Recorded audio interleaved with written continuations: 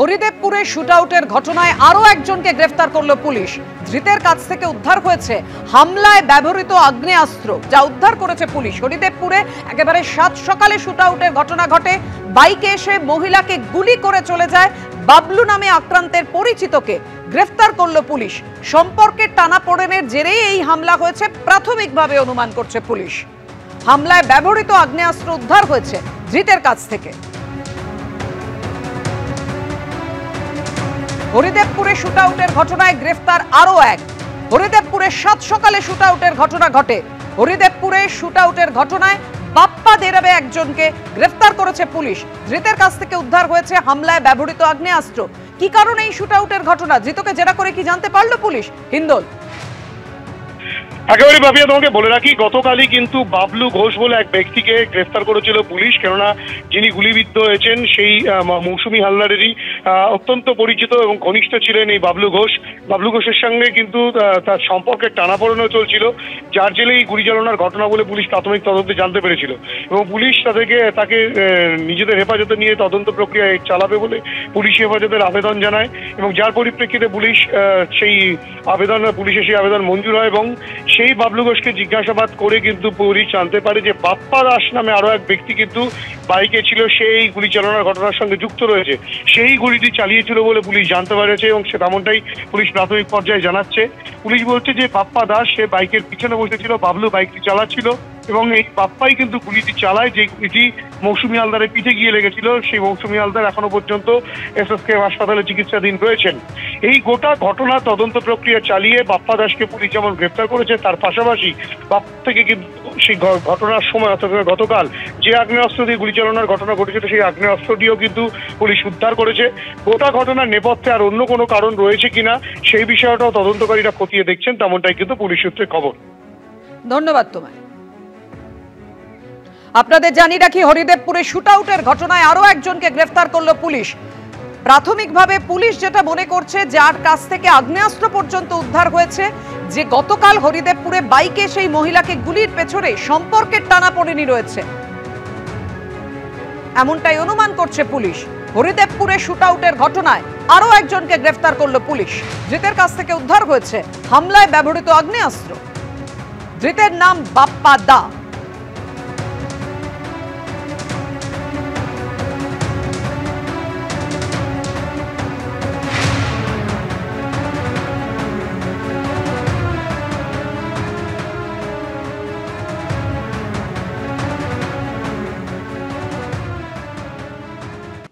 জাতীয় নির্বাচন কমিশনে গিয়ে অভিষেক বন্দ্যোপাধ্যায়ের বিরুদ্ধে নালিশ জানালো বিজেপি। অভিষেক বন্দ্যোপাধ্যায়ের গাছে বেঁধে রাখা মন্তব্য নিয়ে কমিশনের কাছে অভিযোগ জানানো হলো বিজেপির তরফে। আর এরই সঙ্গে তৃণমূলের বিরুদ্ধে বিএলওদের হুমকি দেওয়ার অভিযোগও করেছে বিজেপি। এসআইআর ইস্যুতে এখন উত্তাল রাজ্য রাজনীতি। মঙ্গলবারই মেগা কর্মসূচি রয়েছে তৃণমূলের। পথে নামছেন খোদ মমতা বন্দ্যোপাধ্যায় ও অভিষেক বন্দ্যোপাধ্যায়। তার আগের দিন নির্বাচন কমিশনে গিয়ে অভিষেক বন্দ্যোপাধ্যায়ের বিরুদ্ধে নালিশ জানিয়ে এলো বিজেপি। পানিহাটিতে এনআরসির ভয়ে প্রদীপ করের আত্মহত্যার অভিযোগ ঘিরে উত্তাল রাজ্য রাজনীতি।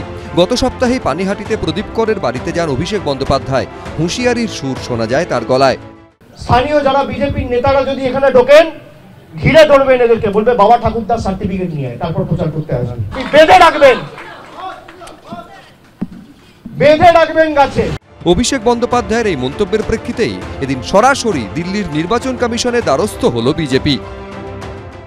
ভাইপোর যে স্টেটমেন্ট যে গাছে বেঁধে রাখবে ইলেকশন কমিশনকে, ওদের মেয়রের যে স্টেটমেন্ট, সেগুলো আমরা অবগত করিয়েছি। আমরা আশা করি ইলেকশন কমিশন তার মধ্যে স্ট্রিক্ট অ্যাকশন নেবে। ইলেকশন কমিশনকে গিয়ে বিজেপির নেতারা যা ইচ্ছে বলতে পারে, বরং আমরা যে কমপ্লেন করেছি ইলেকশন কমিশনের কাছে শুভেন্দু অধিকারীর ভিডিও দেখিয়ে, তার উপরে যেন ইলেকশন কমিশন ব্যবস্থা নেয়। জাতীয় নির্বাচন কমিশনে তৃণমূলের বিরুদ্ধে বিএলওদের হুমকি দেওয়ার অভিযোগও করে বিজেপি। এই যে ভয় এবং আতঙ্কের আবহ তৈরি করে তৃণমূল কংগ্রেস চতুর্থবারের জন্য ক্ষমতায় আসবার চেষ্টা করছে, মুখ্যমন্ত্রী চিফ সেক্রেটারির উপস্থিতিতে সরাসরি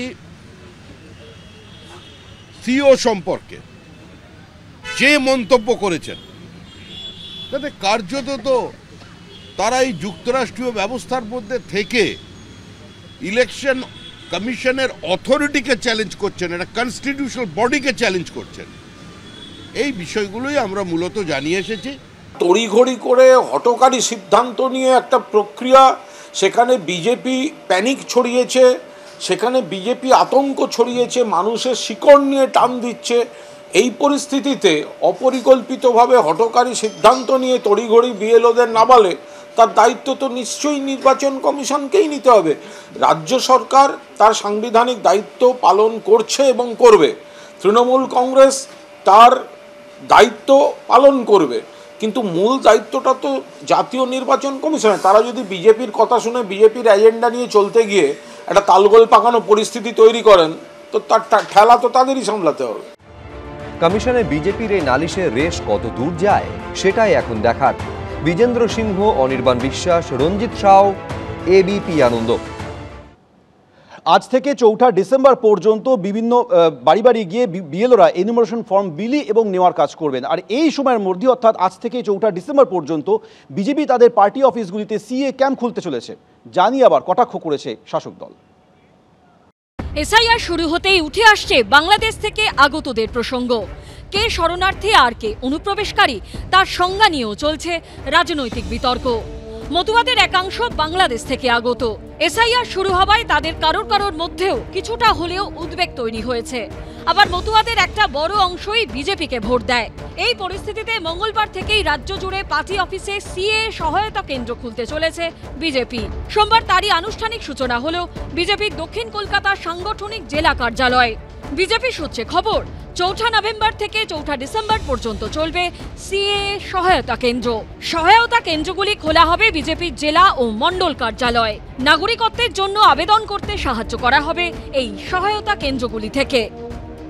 প্রথম অ্যাপ্লিকেশনটা যখন করা হবে অনলাইন প্রসেসে, তারপরে তার কাছে একটা এমএচএ নাম্বার আসবে। এটা সাবমিট হয়ে যাওয়ার সাথে সাথেই চলে আসে। আমি ওখান থেকে যখন এসেছি, তাহলে আমার এখানে একটা এফিডেভিট করে আমাকে একটা ডিক্লারেশন দিতে হবে 10 টাকা স্ট্যাম্প পেপারে, যে আমি এই দেশে অমুক সালে অমুক সময় এসেছি, তখন আমার বয়স এই ছিল। এখানকার আমাদের এখানে কোনো একটা হিন্দু সংগঠন থেকে, কোনো মন্দির বা যে কোনো একটা ট্রাস্ট, হিন্দু ট্রাস্ট থেকে তাকে একটা সার্টিফিকেট জোগাড় করতে হবে যে আমি হিন্দু, এখানকার জন্ম, এখানেই ছিলেন, তাদের পূর্বপুরুষরাও এখানকার, এরকম একজন ব্যক্তি তাকে যদি সার্টিফাইড করেন, তাহলেই তিনি এই 3টে পেপার নিয়ে সিএতে অ্যাপ্লাই করতে পারবেন। এটাকে আপলোড করতে হবে একটা ছবি দিয়ে, ঠিক ম্যাজিস্ট্রেটের কাছে যে ডাকা হবে, ঠিক আছে, সরকারি অফিসে যেখানে যাওয়া হয়, সেখানে গিয়ে যখন তাদেরকে ক্রস চেক করা হবে যে আপনারা কখন, মানে যে পেপারসগুলো দিয়েছে তার ওপর ভিত্তি করে সেটা চেক করা হবে। তারা যখন তাকে প্রশ্ন করবে আপনার এই পেপারসগুলো কোথা থেকে এসে, আপনি কেন ওই সময় এসেছেন বা ওই সময় আসেননি, এই যে ফরম্যাট, এটা একটা ইন্টারভিউ প্রসেসের মতো। তখন তারপরে তারা প্রসেস করবেন সার্টিফিকেটটা পাওয়ার জন্য। আমরা যা দেখেছি, যা ট্রেন্ড আছে, তাতে আমরা দেখেছি 1 মাসের মধ্যে অনেকে সার্টিফিকেট পেয়ে গেছে, আবার অনেকের সেটা 3 মাসও হয়ে গেছে।